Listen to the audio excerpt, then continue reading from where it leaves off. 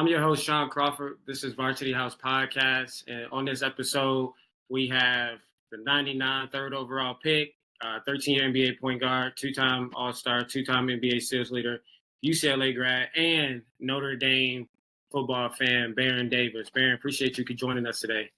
Appreciate you, man. My dog, Shaun, what's happening? I left Notre Dame football fan last just because I feel like that's the topic of conversation. We got to get into that real quick. We will do another episode later just to, dive into your story and who you are. But, the Irish play for the national championship coming up here against Ohio State. Actually, I'm from Ohio, so I'm, hearing it from all different ways. I'm hearing it from the local fans, my Ohio State friends. So, but I want to get into, just how you became a Notre Dame fan, being from LA, playing for UCLA. How did you become a Notre Dame fan? When I was a kid, so I played pop water football for Inglewood. That was my first year playing. They gave me the number 9. And, we had green and white jerseys. And Notre Dame came on every Saturday on NBC. So, that was, my most consistent taste of football, I would say from a college perspective. And, when I saw Notre Dame, I was always into the games.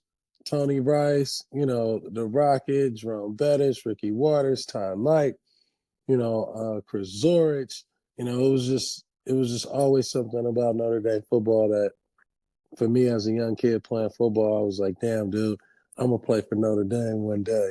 That was always my dream. And so I played pop water football at Inglewood, but ultimately, basketball took over. But I always wanted to play football for Notre Dame, even when I was playing basketball.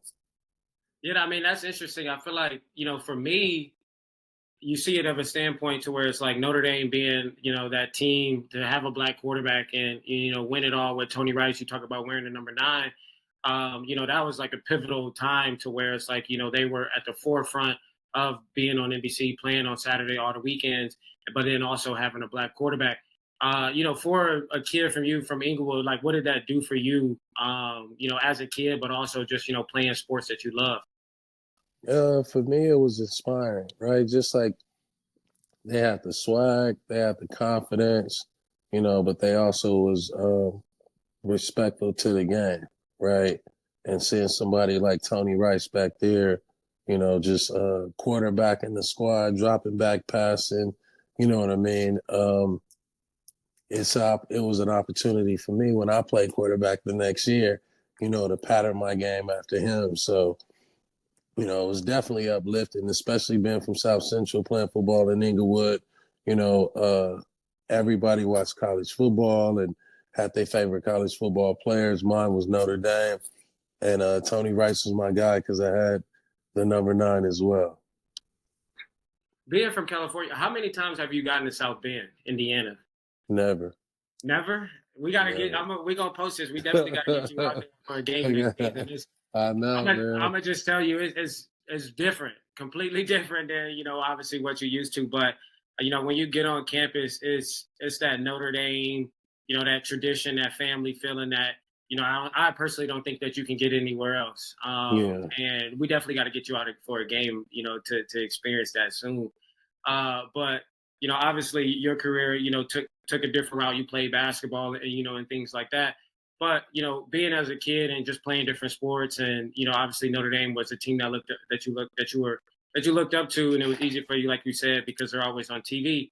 That was actually something for me that made them a school that I wanted to go to, not knowing too much, but always knowing that I'm going to be on prime time every Saturday. My family, my friends, people I don't everybody even know. Watching. Yeah. Exactly. And I feel like a lot of people hate us for it now, especially because, people talk about getting to a conference with the new playoff era and all those different things. Being able to witness this playoff, structure with the 12-team playoffs, how has that been for you? I'll say it's cool. It's all right. I wasn't cool with our ranking going in, but I'm glad where we at in the championship game. But, I think the playoffs was cool. It was definitely more entertaining usually than you get with bowls, right? Because of what the bowls used to be about. I think the college playoffs is now. I think there's going to be some checks and balances when it comes to, who's in, who's out. How do you judge conferences? How do you judge teams that are deserving to be in, that last slot? And then, I think that they're going to have some issues with the bye week, considering like most of the teams who had bye weeks and the higher seeds, were a little rusty. But overall, I like our performance. You know what I'm saying? Every game is great. I feel like it's one of those things to where, a lot of people have been asking me, do I think Notre Dame has a chance versus Ohio State? But I just feel like this team this year, Notre Dame has been making teams play down to like our level or playing at our level, playing at our speed. And obviously, us being able to run the ball, Riley being able to run the ball, and our defense being able to create turnovers and cause havoc. What's been the best, part of this season for you, like being able to watch? I say the defense. The defense has been consistent. They've shown up. It's different people that have shown up. We have so much talent on the defensive end, right? When you think about, safeties and corners and the ability to cover and cover ground. I know Mills got hurt, but even our pass rush, and I just think on all three levels, the defense has just been showing up, and turnovers matter. You know what I mean? And then I say on the offensive side, like Riley Leonard, when he in pocket and he in groove, it's an all things go situation. So it's just a matter of him being aggressive, right? But also just, coming out and being the leader that he has been. Love, his knee been hurt, but he been killing. You got Price, Williams, we got depth at all the positions. It's just really like who's going to sustain the line. And I think that's where we're the most underrated and people underestimate us is, we got a great offensive line, great defensive line, and we just need to come out, already in the groove, right? Don't let Ohio State and, their defensive line or their defensive energy dictate the game or their offensive line, because they got a lot of talent. And if that quarterback, if he got time, he going to make plays. I mean, you definitely we can't say that you're not a fan of Notre Dame because you know the roster, you know the team, you know our tendencies as well. Like, how much football do you watch? And obviously you play in the NBA. I know you're doing the podcast, co-hosting with Draymond Green as well now. How much time do you have to watch college football? I watch a lot. I play fantasy NFL, so I'm watching NFL every Sunday, and then I play college football on the PS5, and I think I'm ranked like top 100 in the world.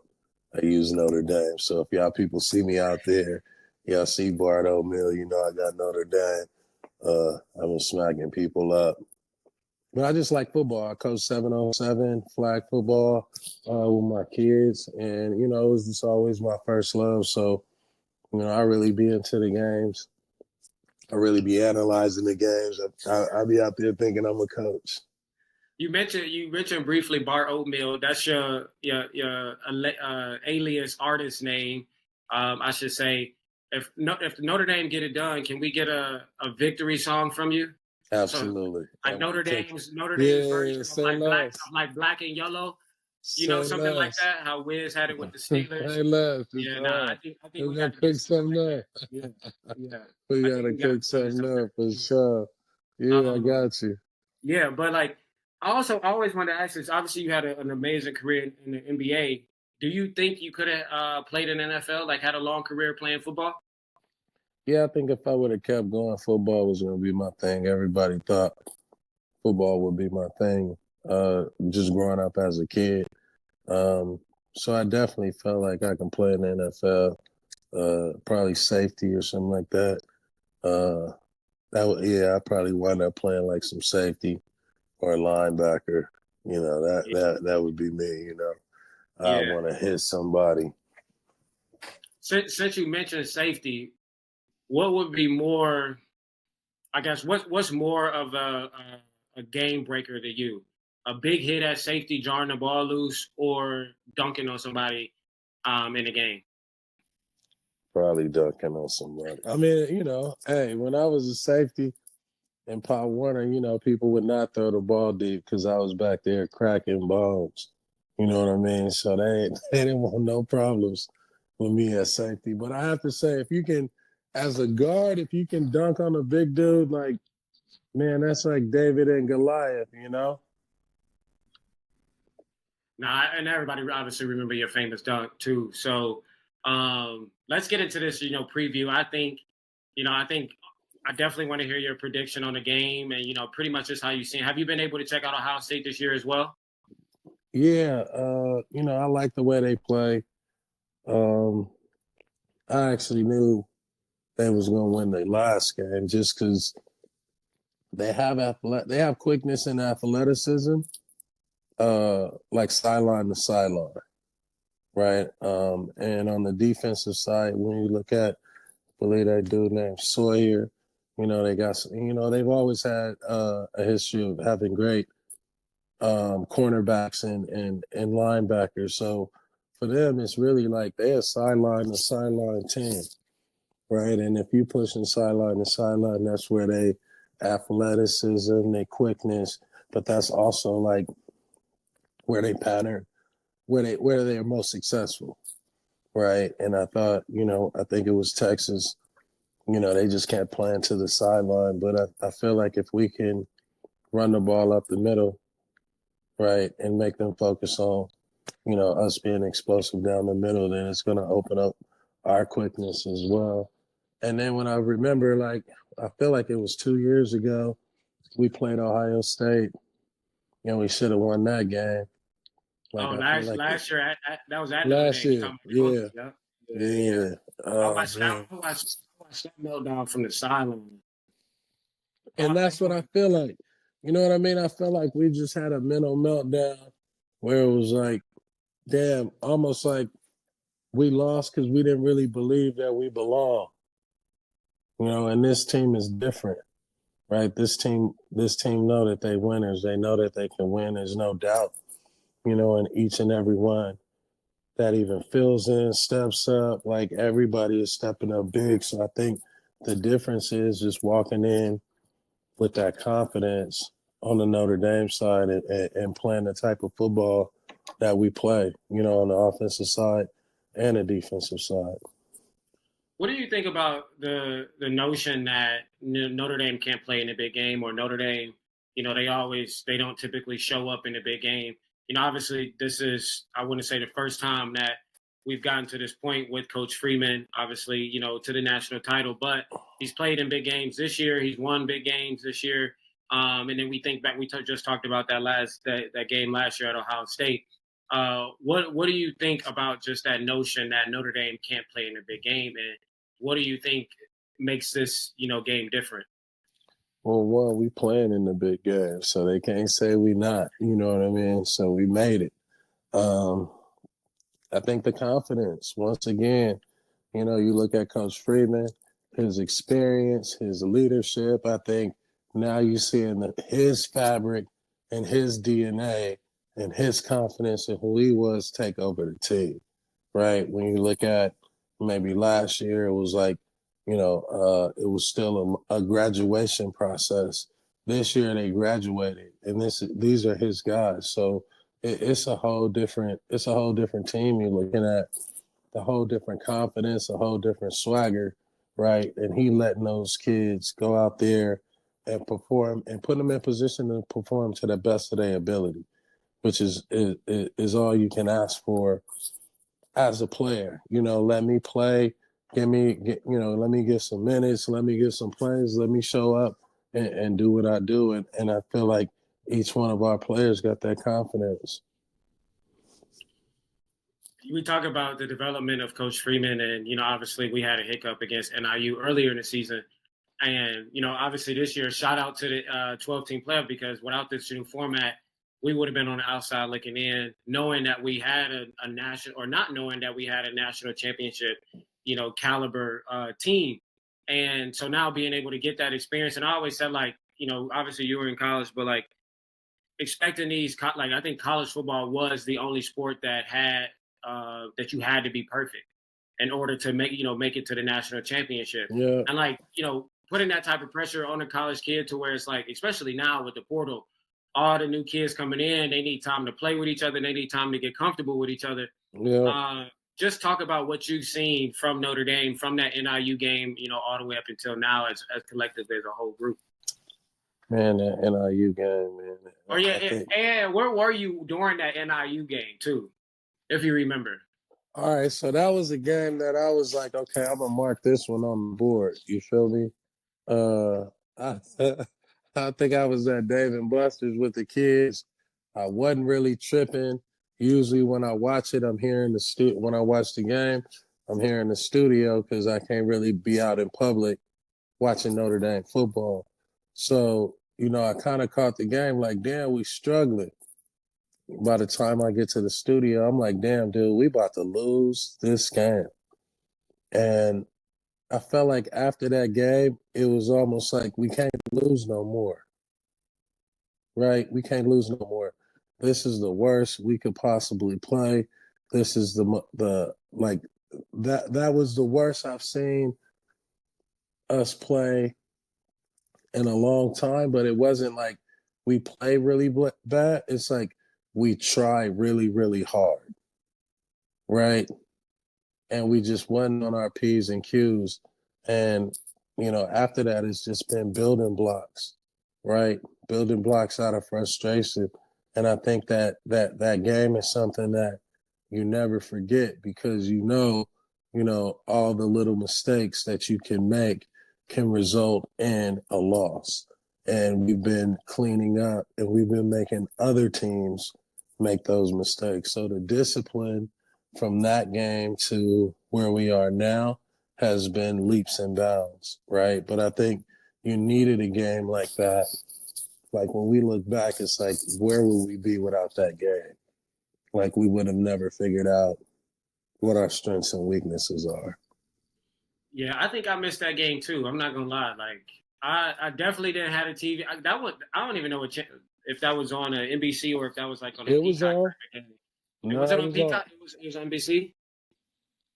Yeah, I missed. I saw all the like highlights of it, and I'm just like, man, like, I mean, you look at that performance, and then obviously you see what the team is doing now. Like, clearly that moment in the season, helped us get to this point, helped us, find out the flaws, coaching flaws, but also player flaws, being able to just, find that mix and find out what works for us. Because you look at a coach like, Denbrock, who came from LSU last year, who had Jaden Daniels, Malik Neighbors, Brian Thomas Jr., studs in the NFL right now, their rookie year, to, coming to our team is a completely different, style of play. And him being able to adapt to Riley and get us going and get us cooking and all those different things. Notre Dame is that feeder system now. You look at, Urlacher's son is now on the team. Ryan Clark's son is on the team. Brian Young's son is on the team. Jerome Bettis' son is on the way. So, having that legacy, now being the building and guys who have seen it firsthand, guys who know how to work, guys who have seen their fathers, seen their family members, do it at the highest level, I think will only help us in recruiting, but also help us, going forward and picking the right guys and, guys knowing what it takes to be successful, at that level, at the college level, but then also the next level. And so I bring that up, as we get into this Ohio State game. I feel like it's always talked about, Ohio State or Georgia or whoever it is, Alabama, they got elite premier talent. But you just talked about a couple guys in the NFL who are some of the NFL's best. And so looking at the game now and looking at the matchup, where do you see, Notre Dame has the advantages and where do you see maybe Ohio State has some advantages, going into the game? I would say, you look at Ohio State, I would say overall, speed, quickness, sideline to sideline, that's where they have the advantage. I think up top, from a wide receiver perspective, we got to be we got to be on our P's and Q's in the secondary. We got to be on our P's and Q's in the secondary. I think our advantage really is up front. Just running the ball. I think their weakness is in the middle of their defense. They do a great job of disguising, but they really want you to get to the sideline because that's, they play the sideline and that sideline defender well.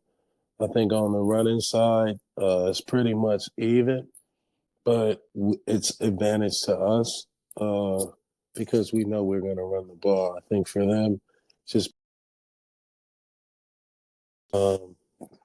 trick draws, and also their running backs catching passes.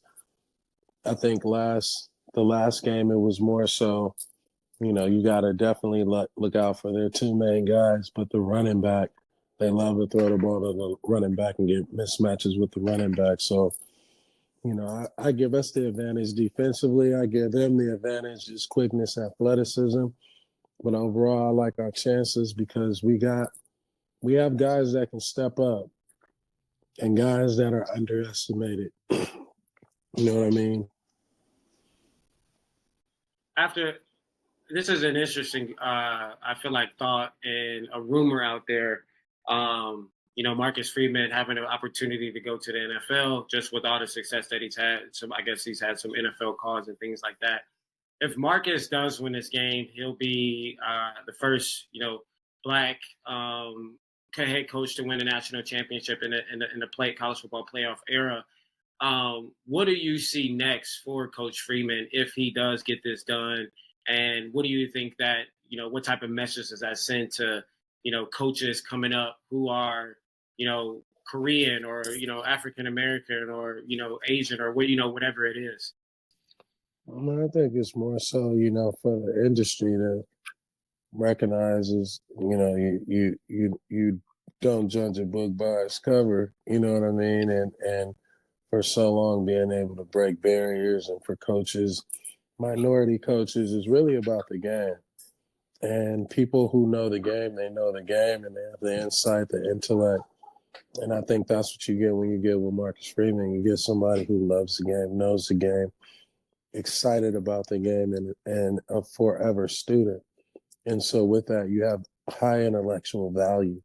And so I think other coaches looking at this moment, it is inspiration to say that I can get there too, right? If I drill in on perfecting my craft, right, coaching my kids up, right, I'm going to be able to move up the ladder and have an opportunity like Marcus Freeman. I think for Marcus Freeman, selfishly, to win more titles with Notre Dame. But, as we all know, opportunities come and there's no greater opportunity than to coach professionals at a high level. And he has that about him, right? He has that aura, he has that confidence. And I know he'll be great, continue to be great, no matter what level or where he decides to go next. But for right now, let's keep him here. If he do go to the NFL, that'll be a sad day for me as a Notre Dame fan. Yeah, no, I feel that. Could I get a score prediction for this national championship? 24-16 Notre Dame. 24-16. How do you think the game shakes out? Do you think we jump on them early, they maybe get out front, and then we start to climb back, or you just think it's like a back and forth game, throughout, and then it just comes down to us getting the stop on the last possession? How do you think it shakes out? I think it's 14-6 us at halftime.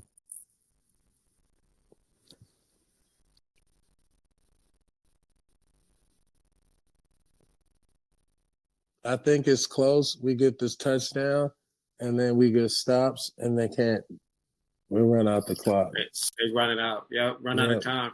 No, I mean, I think for us to win this game, I think we definitely obviously got to hold them to limited amount of points. I think that's definitely going to be key because if they do get up there closer to 30, it's going to be, I don't, you know, it's going to be tough for our offense to kind of just match that pace. And so I think definitely putting our defense out there, defense creating short fields, you know, things like that, creating turnovers. They took a couple away from us last week. Oh, man, You that know, was wild, bro.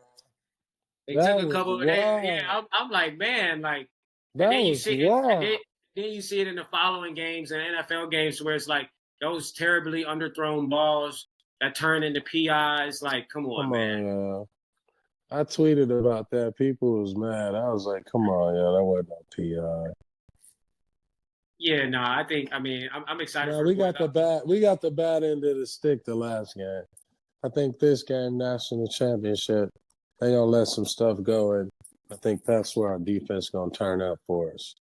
No, I definitely got to. I think we got to. I think that I was on the team when we played them in the 2015 Fiesta Bowl, maybe 2016 Fiesta Bowl when they had Ezekiel Elliott and them.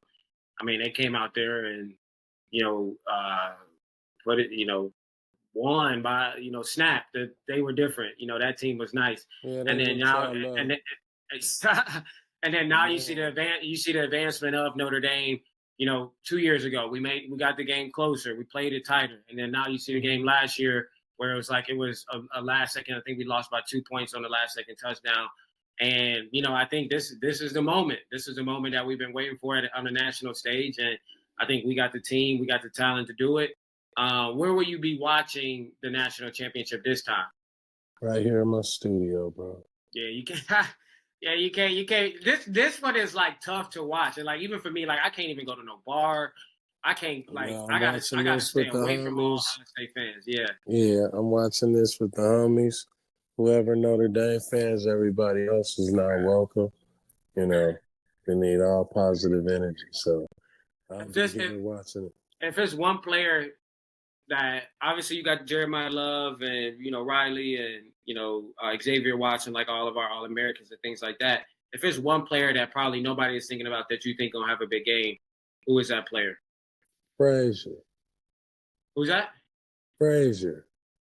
Is it Frazier? Is it number 5? What's his name?